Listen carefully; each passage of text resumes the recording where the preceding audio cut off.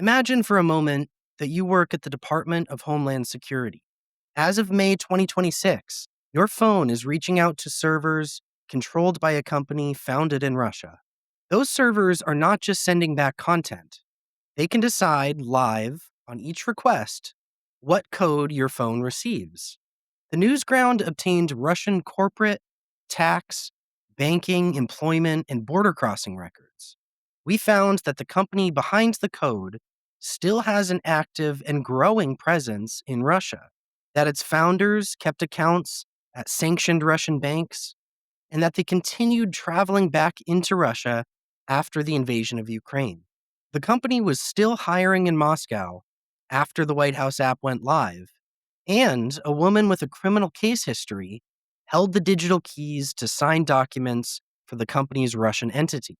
That is what's sitting inside the official app of the White House, now required on all government phones, including at agencies handling sensitive information like DHS. The White House says that the app is safe. The records show a much messier story. Here's what we found. The company at the center of this is called Elfsight.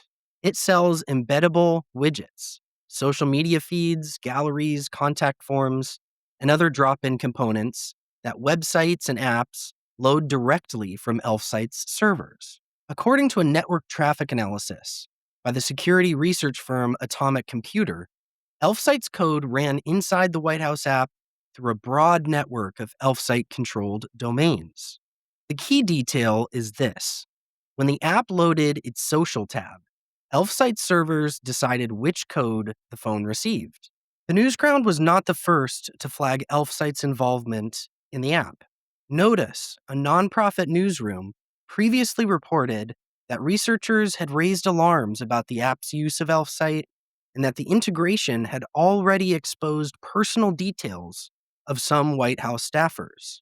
Olga, a representative for Elfsight, confirmed that the company collects specific device information, including IP addresses, but insisted that Elfsight, quote, does not use this information to identify individual government employees. The White House also says there's nothing to worry about.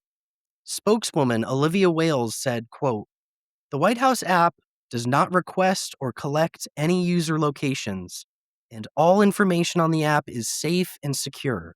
Government devices typically include pre-installed apps that provide value to government employees' day-to-day work. After the Newsground contacted the White House, Wales said that Elfsight is no longer used for the social feeds.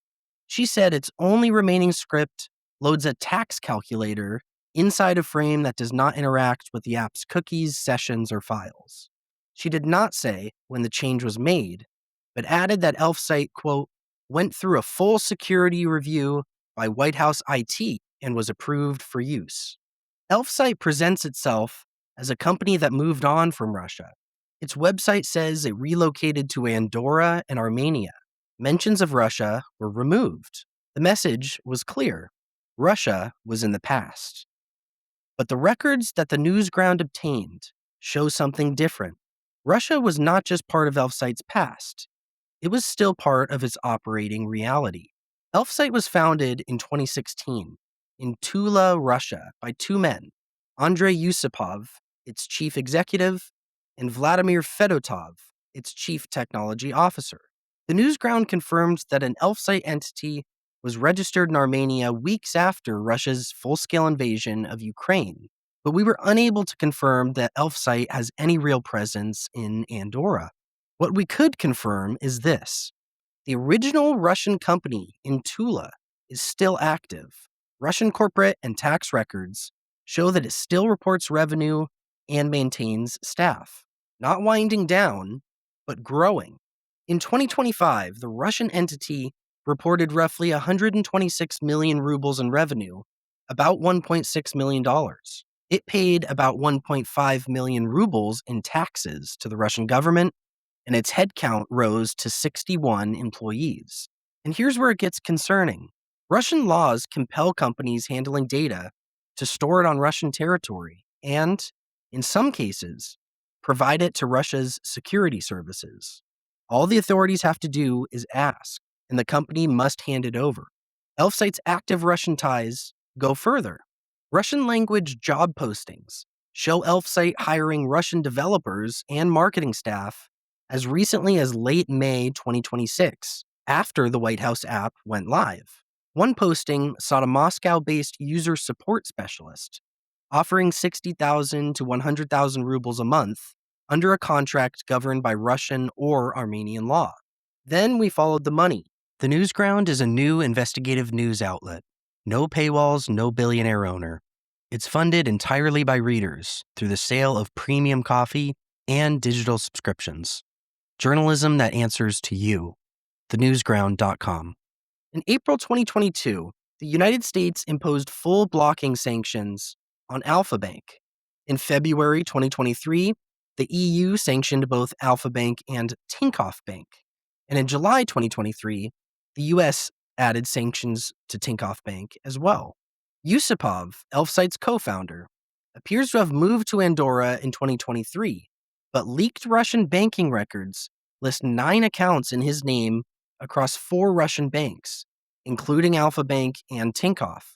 The records show the full numbers. On January 18th, 2024, well after the sanctions, an Alpha Bank account in Yusupov's name generated about 82,000 rubles in interest on an estimated balance of over 520,000 rubles. And his co-founder shows the same pattern. Fedotov, who also now appears to reside in Andorra, held accounts at Tinkoff and Alpha Bank as well. As of January 2024, one Alpha Bank showed more than 99,000 rubles in interest on an estimated balance of over 633,000 rubles. A year earlier, the same account showed nearly 1.3 million rubles in interest on a balance of more than 17.4 million rubles. These were not forgotten accounts sitting untouched after the sanctions. The founders kept going back. Leaked border crossing records show that both men continued traveling into Russia after the full-scale invasion of Ukraine.